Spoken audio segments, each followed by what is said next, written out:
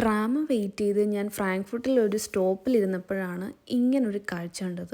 കണ്ടപ്പോൾ എന്തോ ഒരു നെഗറ്റീവ്, എന്തോ ഒരു പ്രേതപ്പറമ്പ് പോലെ തോന്നി. പിന്നെയല്ലേ മനസ്സിലായത് അതൊരു ശവപ്പറമ്പായിരുന്നു. അതെ, അതൊരു സെമിത്തേരി ആയിരുന്നു. അങ്ങനെ അവിടുന്ന് ട്രാം പിടിച്ച് കോൺസ്റ്റബിൾ വാഹയിലെത്തി. ഇന്നത്തെ കറക്ക് അവിടെയാണ്. ഇന്നവിടെ മാർക്കറ്റുള്ള ദിവസമായിരുന്നു. ചെറിയ ചെറിയ സ്റ്റോറുകളായിട്ട് ഒരുപാട് സാധനങ്ങൾ അവിടെ വിൽക്കാനായിട്ടുണ്ട്.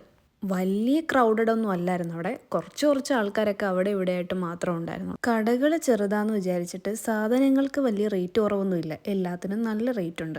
കാരണം ഇവർ തന്നെ കൃഷി ചെയ്തിട്ടുള്ള ഫ്രഷ് ആയിട്ടുള്ള ഫ്രൂട്ട്സും വെജിറ്റബിൾസും അങ്ങനെയുള്ള സാധനങ്ങളൊക്കെ. അങ്ങനെ അവിടുത്തെ കാഴ്ചകളൊക്കെ കണ്ട് തൊട്ടടുത്തുള്ള ഹോപ്പ് ടു വാഹയിലെ പ്രിമാർക്കിലേക്ക് നടന്നു. കോൺസ്റ്റബിൾ വാഹയിൽ നിന്ന് കുറച്ച് നടന്നാൽ തന്നെ ഹോപ്പ് ടു വാഹ എത്തും. കാരണം ഈ രണ്ട് സ്ഥലങ്ങൾ തമ്മിൽ വലിയ ഡിസ്റ്റൻസ് ഇല്ല. അങ്ങനെ അവിടെ നിന്നപ്പോൾ ഞങ്ങൾക്ക് ലേസ് കഴിക്കാൻ തോന്നി.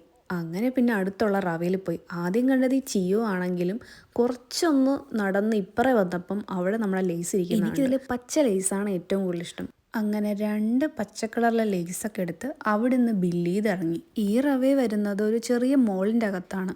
അങ്ങനെ അവിടുന്ന് പുറത്തിറങ്ങിയപ്പോഴാണ് ഞാൻ ഈ ഒരു കാഴ്ച കാണുന്നത്.